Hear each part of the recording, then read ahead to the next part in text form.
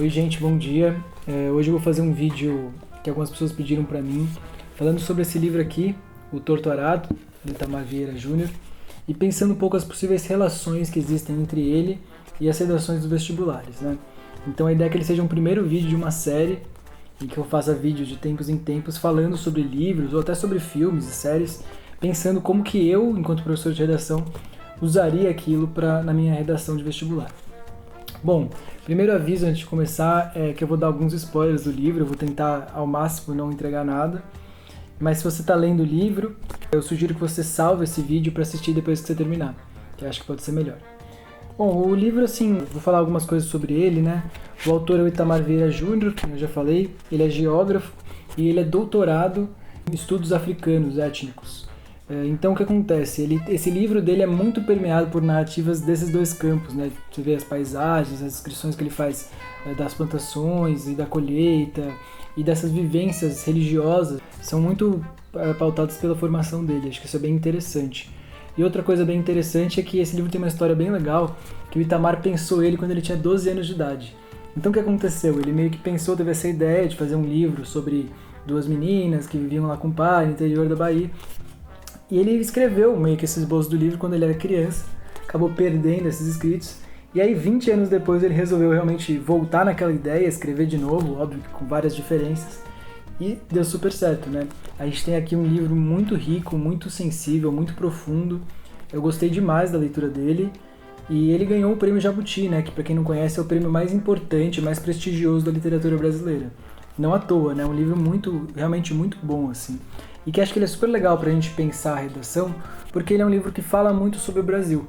E normalmente o nosso escopo de análise na redação é o Brasil, de fato. Seus problemas, suas contradições, enfim, a gente vai pensar um pouco mais isso pra frente. Fazendo um breve resumo do livro, o livro conta a história de duas irmãs, a Belonise e a Bibiana, que vivem ali no interior da Bahia, ali no século XX. Elas vivem numa situação que elas mesmas vão chamar de servidão, que basicamente é o quê? Ela e todos os familiares e famílias que moram ali na fazenda junto com elas, moram nessa terra que não pertence a eles, pertence a um senhor de terras. E aí esse senhor de terras, qual é o esquema ali de trabalho? Ele deixa que essas famílias morem ali, só que em troca essas famílias vão trabalhar grande parte do dia delas numa produção de arroz que tem ali na fazenda e que eles não vão receber nenhum salário por isso, apenas o direito de morar. E aí essas famílias têm que trabalhar nas horas extras para produzir os recursos para a própria alimentação, né? Porque se eles não ganham salário, eles precisam comer de algum jeito, e é na própria plantação deles. Essa situação de servidão vai marcar todo o contexto no livro, que vai explorar muito o desenvolvimento dessas duas personagens na vida delas, na adolescência, na juventude, as relações entre campo e cidade, os conflitos de terra, as vivências religiosas, de solidariedade, de conflito entre os moradores do campo, dessa fazenda. Enfim, são vários conflitos que são explorados no livro. E o primeiro capítulo do livro é o seguinte: essas duas irmãs, elas estão muito crianças ali, uma com 6, outra com 5 anos, elas estão brincando e elas encontram uma faca que pertencia à avó delas. Elas estão ali num momento, elas acham aquele objeto super brilhante, super bonito, elas começam a brincar com a faca, acontece que a faca acaba cortando a língua de uma delas, elas botam a faca na boca, corta a língua, e elas vão para o hospital e não conseguem resolver esse problema, uma das irmãs fica muda por causa dessa experiência. E aí acontece que essas irmãs se conectam muito, porque elas acabam ficando super dependentes, porque uma vira meio que a voz da outra, que não consegue falar. E essa experiência é muito bonita, o jeito como ele escreve isso é muito bonito, e acho que é super interessante para pensar várias questões também. Falando mais um pouco, já passando esse resumo do livro, não vou falar muito mais para não dar tantos spoilers, pensando um pouco nessa questão do repertório, né? Que nem eu expliquei um pouco o que é esse repertório, que é essa questão de você mobilizar elementos de filmes, livros, séries, notícias, para você fortalecer sua argumentação, para você contextualizar sua introdução, enfim, tem várias aplicações diferentes. Mas esse livro aqui, ele pode muito bem ser usado nesse sentido, tá? A ideia é que vocês entendam que as coisas que eu vou falar agora daqui para frente são sugestões de como usar esse livro como repertório. Mas existem várias outras possíveis, inclusive se vocês tiverem alguma ideia, eu gostaria de saber. Mas existem vários tipos diferentes, a ideia é que vocês só entendam como eu, enquanto professor de redação, pensaria, como eu usaria esse livro na minha redação.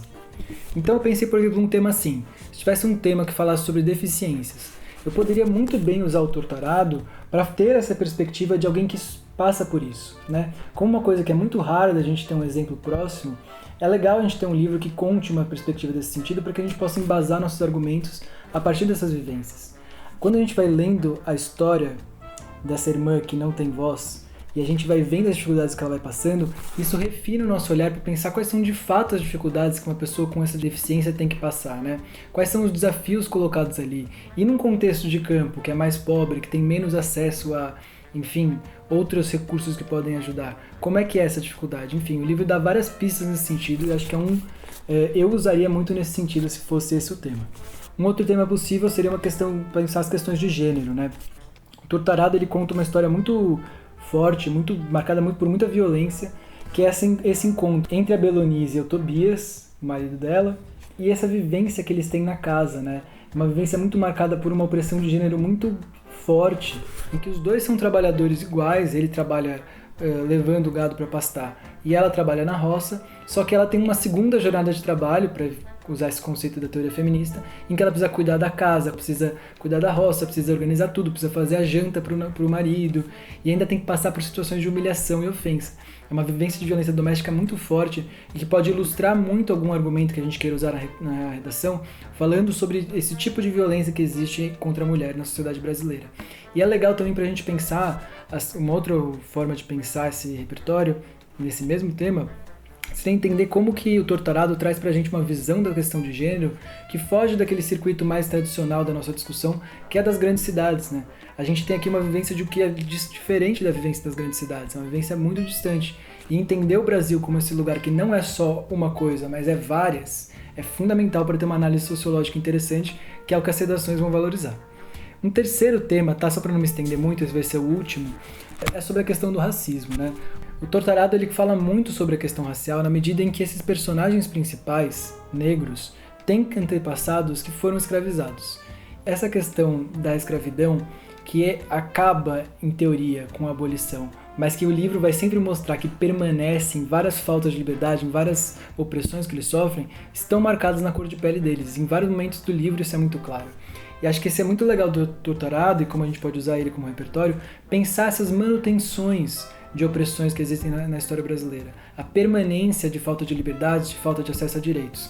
E aí tem um trecho que eu peguei aqui que é muito interessante, porque tem um momento do livro em que as viagens de Severino, né, que é um personagem que vai para a cidade, começa a se misturar com o sindicato e volta ali para a terra para tentar meio que conscientizar as pessoas daquela situação que eles estão vivendo de opressão, vão dando para esse povo uma noção de quem eles são no mundo, na história.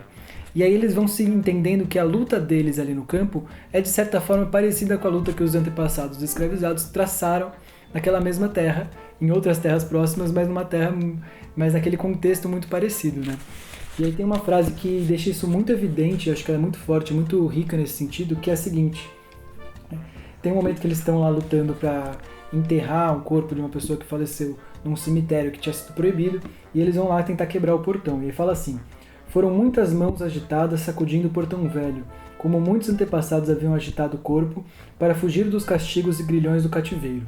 O portão tombou no chão, com uma corrente se desfazendo no ar. E é muito evidente aqui na escrita do Itamar o modo como ele está tentando traçar que essas duas lutas são muito parecidas, são continuidades numa mesma situação, e isso sim está cravado na cor da pele dessas pessoas. Então acho que para a gente pensar a questão racial e outras questões como a questão do campo e tudo mais, é muito interessante.